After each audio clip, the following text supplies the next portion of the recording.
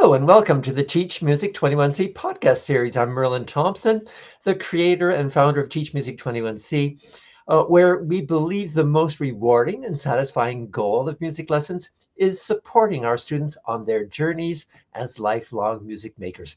And I'm joined today by Lorrie Merrell from our executive team. Lorrie, thanks for joining in. Hi, thanks for having me. And we're going to take a look at the whole idea of mistakes are not the problem. Mistakes are actually part of the solution, and how that differs from perhaps what previous generations of music teachers might have thought mistakes were the problem and we need to get rid of them as soon as we possibly can. What are your thoughts on all that? Well, mistakes used to be a big scary thing, and my old teaching, I would open up the book and immediately go to it and just say, here's your mistakes, we got to fix this, go over it and whatever. But with music, the Teach 21C, I realized that mistakes are part of the solution, and to help the student be aware of the mistake themselves and to use words that keep their autonomy and their independence, but to correct the mistakes. And I love how you were saying in your book, hand the pencil to the student and say, can I help you fix the note or the fingering?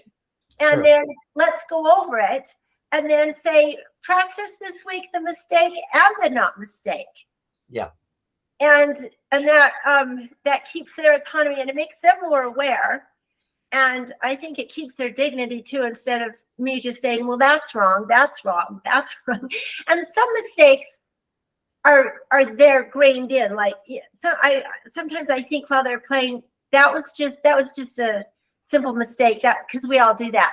Or it's a mistake that they're always making and they're not aware of it. So it's being aware of those kind of mistakes. Yeah. So awareness is really the starting point, Yeah. and letting students have the opportunity to show their awareness of what's going on, I think is really important. I always think there's nothing people dislike more than, oh, and actually one of my students did say this. I did ask him once. I asked someone, I said something like, what is the thing students dislike the most? And this young person was a teenager. He's probably been junior high. And he said, Dr. Thompson, the one thing we just hate at school is when the teachers point out things that we already know. And so, if you look at that, well, we think that we're shortcutting things and helping them get faster to a solution by getting right to that place that we need to pay attention to, when it may be a spot that students are already paying attention to already on their own. Yeah, I like that. I like that a lot because nobody likes to be told what they already know. Right. It's kind of demeaning, and but like you say, the awareness is the important thing, making them aware. I have a student that just loves to play fast, and he loves all the fast pieces. But in playing fast, there's so many mistakes. And so I don't quite know what to do, because she just hates slowing down and figuring out where the mistakes are and fixing them. So I have to be careful with that, because I don't want to kill the love for the speed of the music that he's playing, but I want to develop his ear and his taste. And so those are delicate situations. And those are things that the language that you use and handing them the pencil and those kinds of things really help, because then it makes them care more. If I'm just always fixing it, they don't care. Right. But if I give that to them, they care. Yeah. And there is something, there is the other side. So what do we do when students aren't aware? What do we do when a student might play a whole piece all the way through, and you turn to them and you say, so can you tell me about the mistakes you made on page 2? And they go, I didn't make any mistakes on page 2. So the question is, for me, what do you say? And for me, I like to keep a couple of phrases at hand really close, because it's easy for me to understand where students are coming from. So a student playing a piece through has got a whole bunch of things that they're paying attention to. And they may be so busy paying attention to these other things that what I'm paying attention to, that whatever, the rhythm that was a triplet, instead of a duplet on page 2 or something like that. So they may not have time to notice all that. So I like to keep the phrase in mind. I can see why you wouldn't be able to notice what's going on page 2, because there's a whole bunch of other things going on as well. So I want to validate that they have that they can have ownership of not knowing what's going on as well. Yeah. And we all have that. I mean, sometimes I'll play something for my husband, and he has such great ears because he's a musician, and he'll tactfully bring something aware to me. It's always nice to have that second opinion, but to do it respectfully and to make them aware with those words. Like, as you say, words have power, and use them carefully. So yeah, and it's just then it comes to me for what's my role. So my role is I've got a number of things that I have to do. Number one, I want to give students the opportunity to demonstrate their awareness, tell me about their awareness.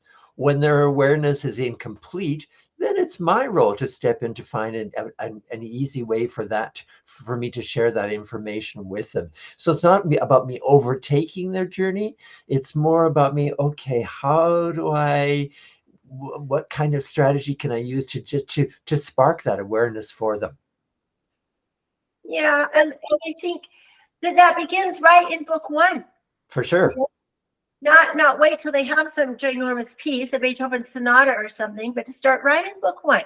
And this morning I had this little girl who loves to take her notes. And I said, could you take this pencil and just circle this right here? And she said, why? And I said, it just looks like it might be a good spot to study. What do you think? Yeah. She said, oh yeah, for sure. So she circled it, and I said, how many times do you think would work to make that spot a little stronger? And she says, 2. So if I ask the question, I have to be willing to accept the answer. Yeah. I said, that sounds great to me.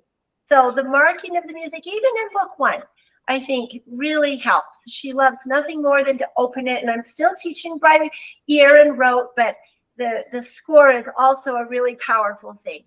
And it gives her so much autonomy and makes her feel like she's in the big league with the other kids, So yeah. So the benefit of using the score for students is that you can really pinpoint what exactly it is that you're working on. So you don't have to rely on starting at the beginning of the piece and necessarily, getting to that spot that is the place that needs work on. You can actually go right there and get those clues and take that on right at that moment. So yeah, using the score is really valuable.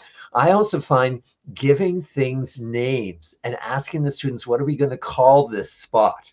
So, for me, it could be bar 9. But bar 9 is the least interesting thing students might want to be, taking time on.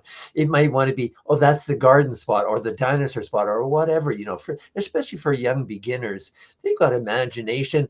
They might want to give it a nasty name because it's a spot that gives them trouble all the time.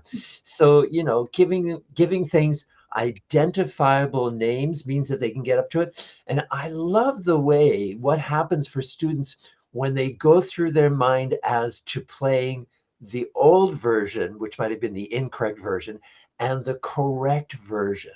So I know there's lots of teachers that might say, oh, no, we don't want to do the old version at all. We want to get as far away as we can from the old version.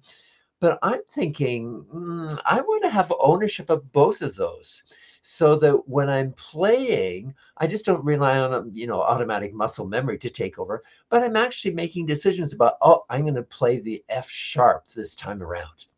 Yes, I love that. And I'll just enforce, I love your idea of giving spots names. And I did that a few weeks ago with a little girl, and I let her name all the spots, and she had so much fun with that. Sure. And the next week we followed up on, I think they were Disney characters.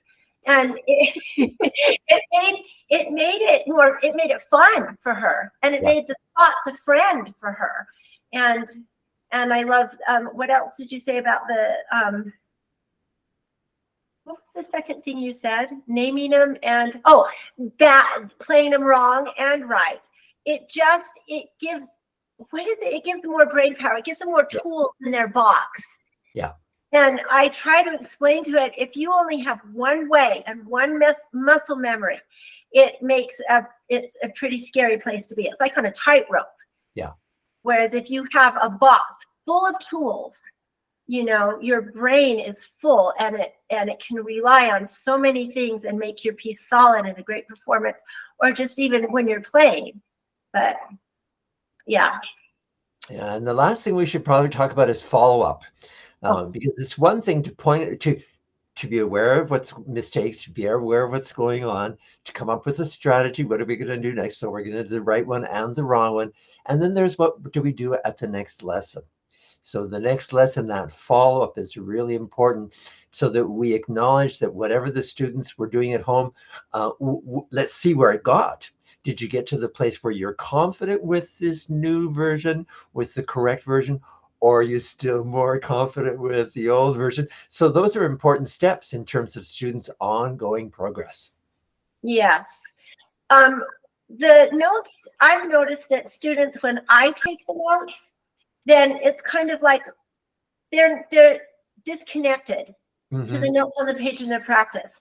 But when they write the notes and they name the spots, and then they come to the lesson and they open the notebook. I've just noticed that different body language. They open the notebook, they look at their notes, and then we follow up with those spots and ask, how did it go? What do you think? Show me how you practiced it. Yeah. What should we do this week with it?